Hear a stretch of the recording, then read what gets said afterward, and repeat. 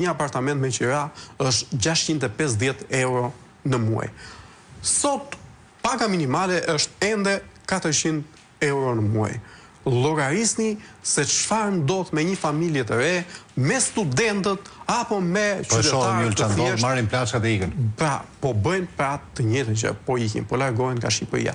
Dhe kjo vjen si rrjedhoj direkte e, po themi, politikës së gabuar të qeverisë. Por jo vetëm kaq blet. Unë dua të them që sot sektori i ndërtimit, edhe për shkak të këtij lloji spekulimi të ngritur në mënyrë artificiale nga qeveria për të shërbyer interesit të saj direkt për pastrimin e parave, sepse pastrimi i parave është sot de facto, po themi, prurësi më i madh në buxhetin e shtetit. Pra, pastrimi i parave po shkon dhe në buxhetin e shtetit. Sepse nëpërmjet futjes së pastrimit parave, depërtimit të tyre në ekonomi, ato po përkthehen edhe në të ardhurat për qeverinë. Pra, buxheti i shtetit sot, nëse qeveria propagandon për rritje ekonomike po vjen për shkak të edhe të pastrimit të parave në vendin tonë. Pra, jemi në kushte të tilla ku sot qeveria është i akuzuar kryesor për këtë situatë që po u shkakton mira e mira familjeve shqiptare.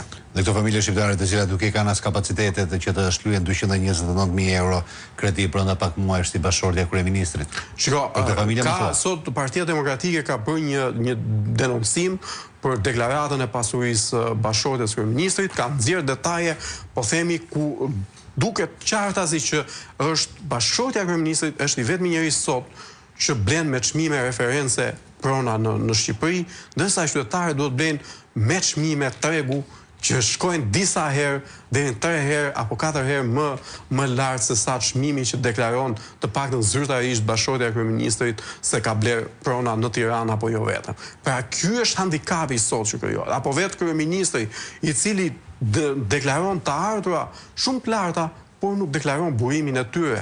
Pra, përveç pagës, deklaron dhe të ardhurat cilat të vinë nga burimet të panjohura publikisht. Po nuk i ka deklaruar këtë vit. Nuk ka deklaruar që rreth 7 milion lekë të reja pra nuk ka deklaruar burimin e tyre.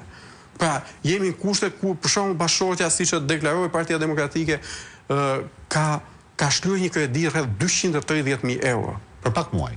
Brenda vitit. Në vitin 2024. Pra, kjo është pasaj histori vete që nuk dim çfarë të themi më spakut. Kryeministri deklaron vetë, deklaratat janë publike dhe imagjinoni se çfarë ndodh me qytetarët e thjeshtë. Është interesante, Jul, se si bëhen të gjithë biznesmen apo ekonomistë të zotë sapo marrin pushtetin. Falenderoj që ishe me mua. Pas 2019 janë bërë të gjithë. Falenderoj që ishe me mua në këtë bisedë. Faleminderit ju.